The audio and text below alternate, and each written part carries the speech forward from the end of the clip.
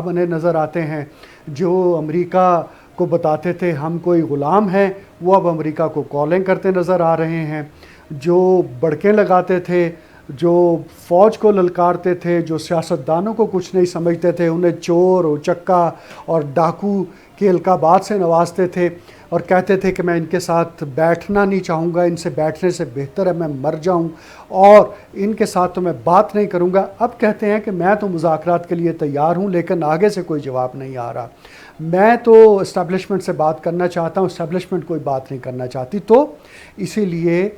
सियासत जो है वो हर लम्हे एक तब्दील होती हुई शय का नाम होता है। इसमें कांस्टेंट कुछ नहीं होता। ऐसा नहीं हो सकता कि आप कोई अमल कर रहे हो और उस अमल से जो चेंज का प्रोसेस शुरू होना है वो आपके कंट्रोल में रह जाए। अब हमने अपने इस वीलॉग का उन्वान रखा है कि इमरान खान लीडरशिप के लिए मिसफिट हैं।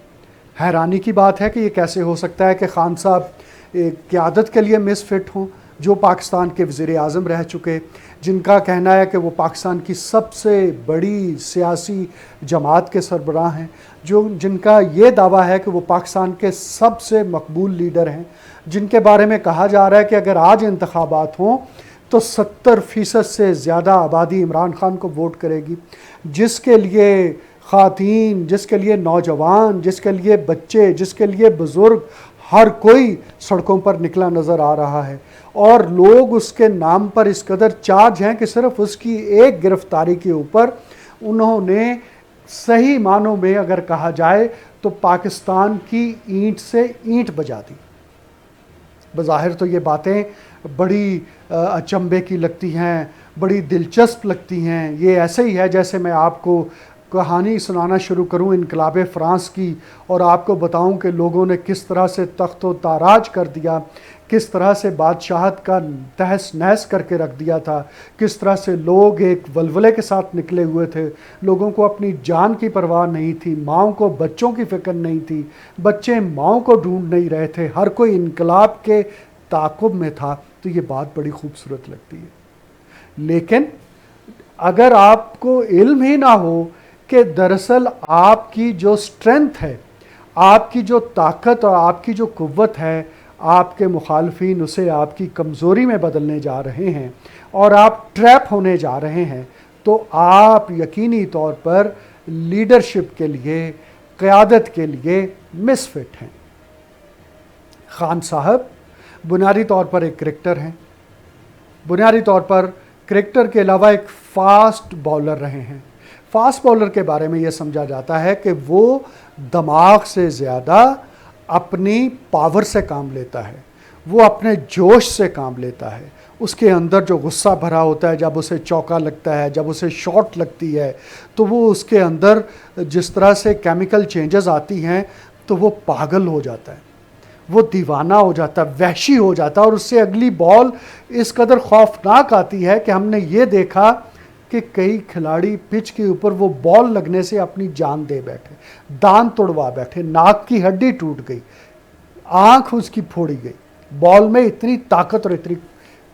कुव्वत होती है। तो ये खान साहब का खासा है। अब खान साहब ने अपने उस जोश को, अपने उस वलवले को, अपने उस पावर को, अपने उस एक्साइटमेंट को जब उन्होंने सियासत के अंदर इस्तेमाल किया तो सबसे ज़्यादा उनसे जो लोग इंस्पायर हुए वो यंगस्टर्स थे, बिल्कुल 17-18 साल के, या वो लोग कि जब 93 में अगर वो कह लीजिए 10-12 बरस के थे और अब 22-23 बरस के बाद वो 18-20 बरस के हो चुके हैं, वो 22-23 बरस के हो चुके हैं, वो 30-32 बरस के हो चुके हैं और वो ख़ातीन जो कि उस वक्त यंग थी या बच्चियां थी वो नौजवान या शादीशुदा हो चुकी हैं, या वो नौजवान लोग या वो अच्छी उम्र के लोग अब वो उधेड़ उम्री के करीब आ चुके हैं, लेकिन वो खान साहब से इंस्पायर थे। अब वो खान साहब ने अपनी सियासत के अंदर जो तरीक़ा रखा तकरीर का, जिस तरह से उन्होंने बड़कें लगाईं, जिस तरह से उन्होंने ललकारा, जिस तरह से वो बड़े से बड़े आईजी से बड़े फ़ौजी जर्नैल से बड़े जज से नहीं घबराते और जो उनके मुंह में आता है वो कह देते हैं, ये उनकी एक डिस्टिंक्शन थी, ये उनकी एक कुव्वत थी, ये उनकी एक पावर थी। लेकिन उन्होंने इस बात के ऊपर गौर नहीं किया कि मैं जिन्हें ये बातें सुना रहा हूँ, जो मेरा क्राउड मेरी ये बातें सुनकर ज़हनी तौर पर तैयार हो रहा है, अगर मैं 70 की स्पीड पे गाड़ी चला रहा हूँ तो जिन्हें मैं ट्रेन कर रहा हूँ वो 170 की स्पीड पे गाड़ी चलाएंगे जब गाड़ी उनके हाथ में आएगी। तो जिस रोज़ खान साहब गिरफ्तार होते हैं तो तमाम का तमाम स्टीयरिंग जो है वो उनके कारकुनों के हाथ में आ गया, और हमने देखा कि उनके कारकुन 170 की स्पीड पर जब चले और आगे से पूरी एक चाल तैयार थी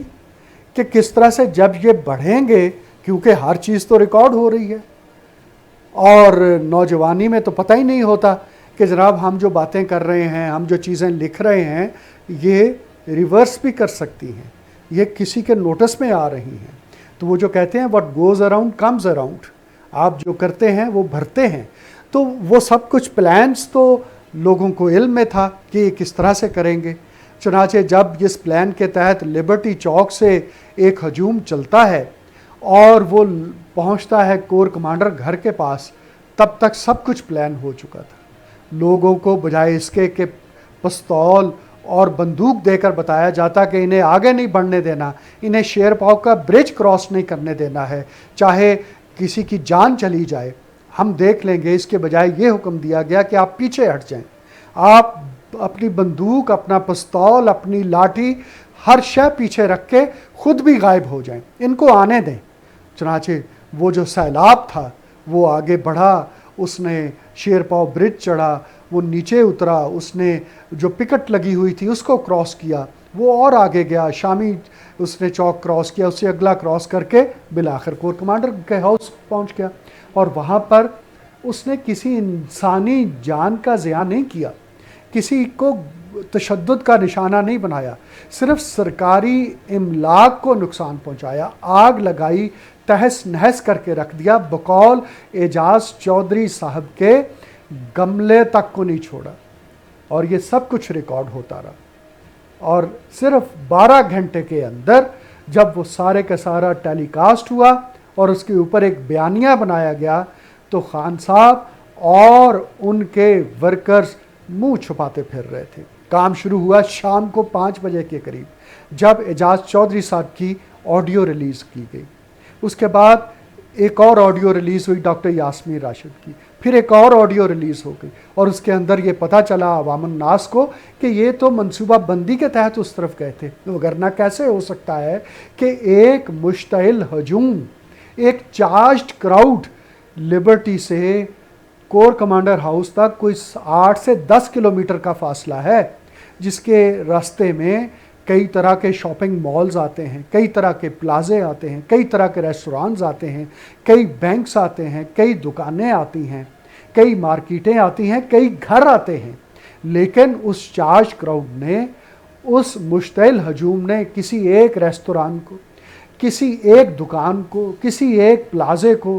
किसी एक मार्केट को, किसी एक घर को नुकसान नहीं पहुंचाया, किसी एक ट्रैफिक सिग्नल को नहीं तोड़ा,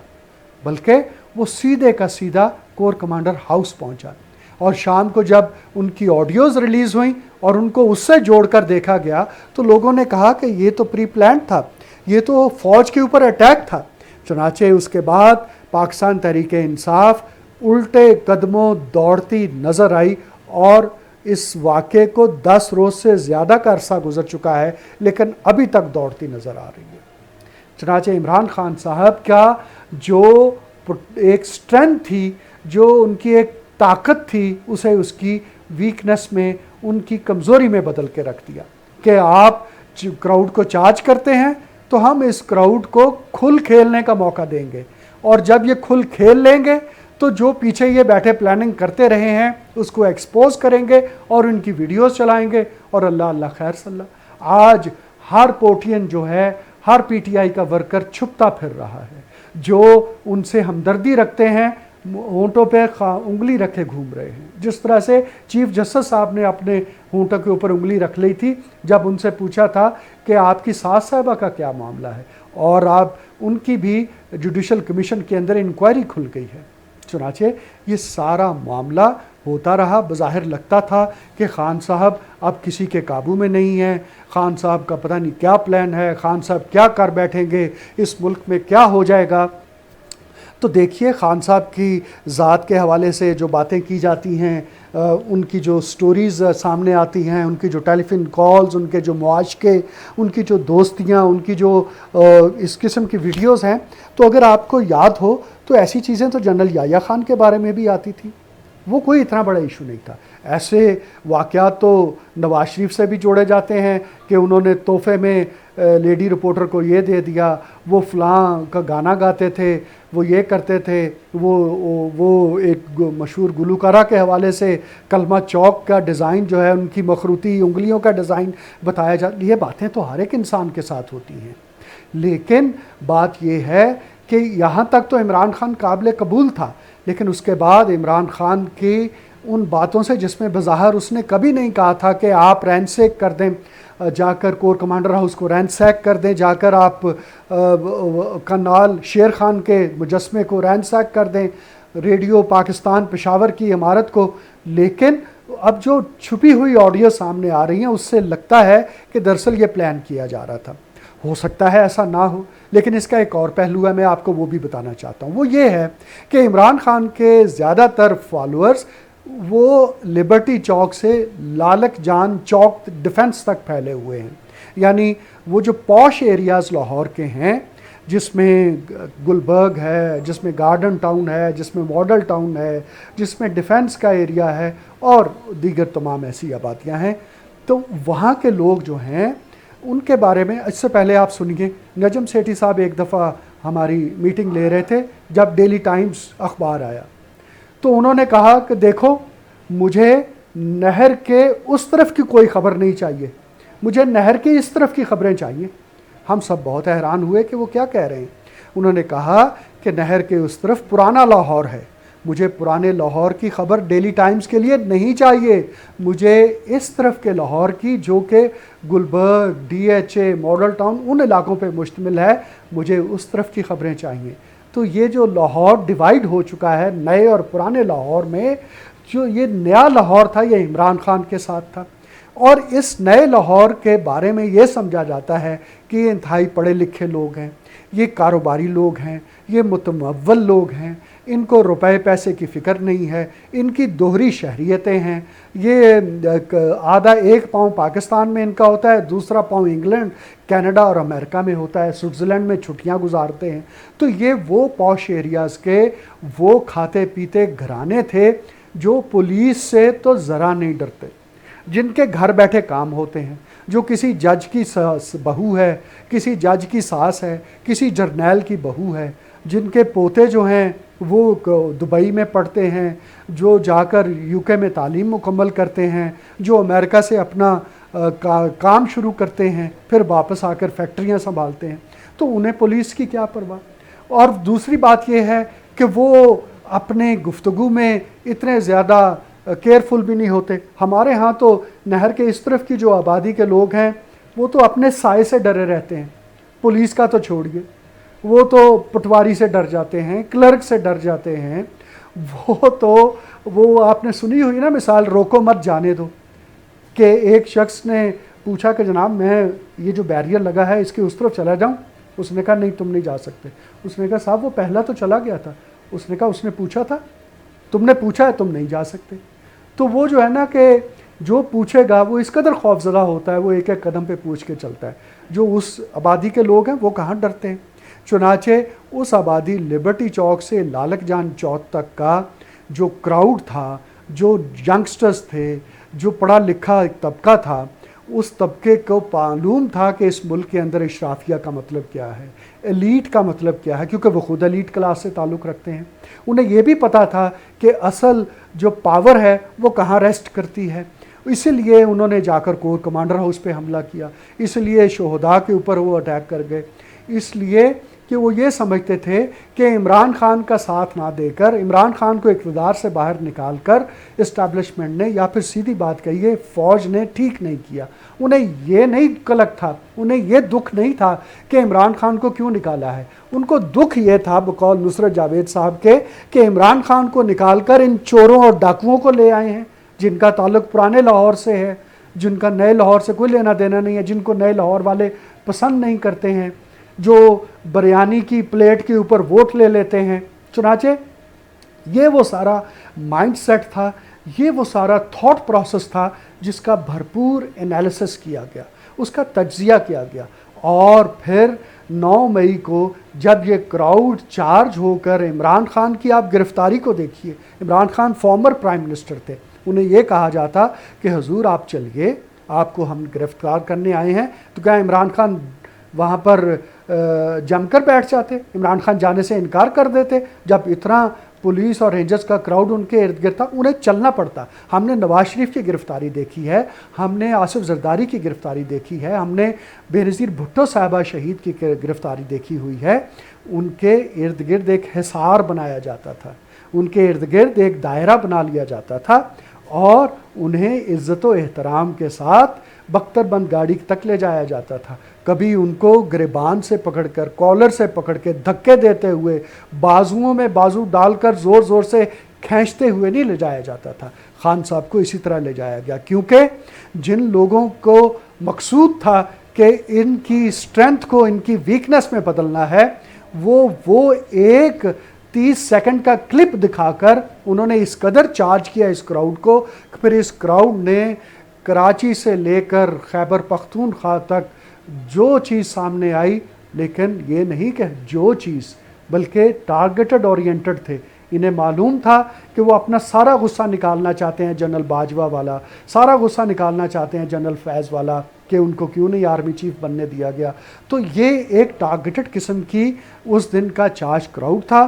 और आज वो पंजाबी में कहते हैं कि हत्थां दियां दित्तियां दंदा नाल खोल दियां पैंदियां ने, दांतों से भी नहीं खुलती हैं, बाज़ औक़ात हाथों से आप इतनी मजबूत गांठ दे बैठते हैं। तो यही हाल हुआ है पीटीआई के